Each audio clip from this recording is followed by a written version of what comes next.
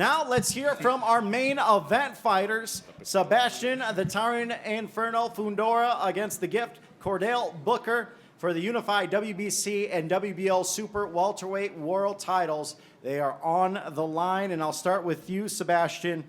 You know, you are coming off nearly a one-year layoff, and that was not due by choice on your end. You are certainly, we're known as seeing you active and in the ring. You know, what is that feeling now like to be just 2 days away from stepping into the ring defending those world titles? It hasn't really been a layoff, maybe a layoff to the public, but I've been working this whole time. We went back into the gym back in May of last year, so we've been working, waiting for this date. Now we have Booker this Saturday, so we're ready for whatever he comes with. Now, back over to you, Booker. You have expressed a few weeks earlier, you've been in interviews. This is the opportunity of a lifetime for you to become a world champion. Do you feel or sense any added pressure with the weight of the world titles at stake going into this fight? There's no pressure from anybody in the public. Nobody giving me a chance to win.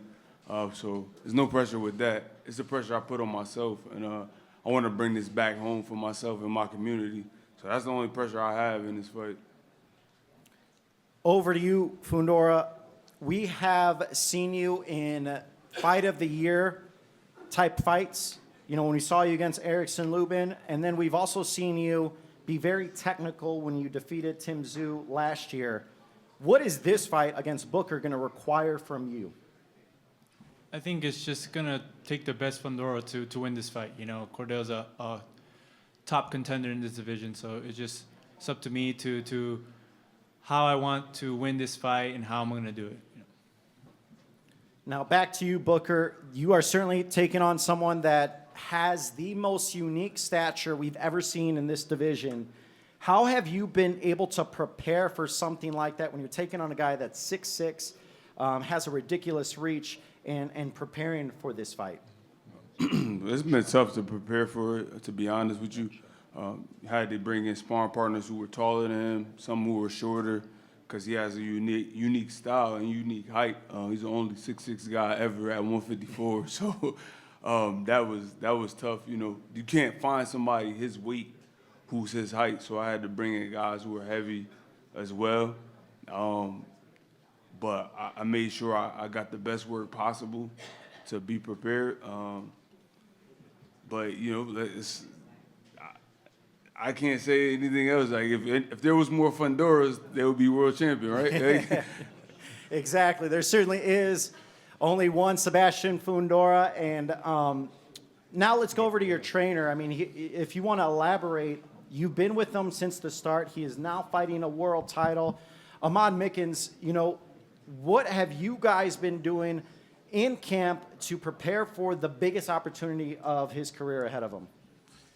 Well, I mean, his preparation started way before we got the call for this fight, right? So, you know, I'm proud of this guy because it's been like a 15-year journey. He's had a lot of, you know, adversity and a lot of, you know, victories. But, you know, everything he's been through prepared him for this moment.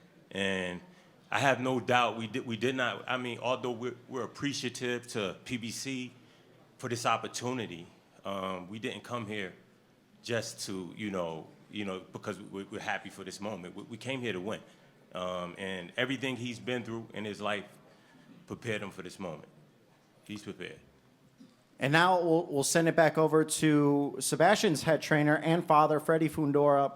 Obviously, you must be extremely proud. Your son, one of the best fighters in the world, a unified world champion. Your daughter, one of the best fighters in the world. And you've been able to be a part of that throughout. What has that been like for you, seeing both of your kids become the best fighters in the world?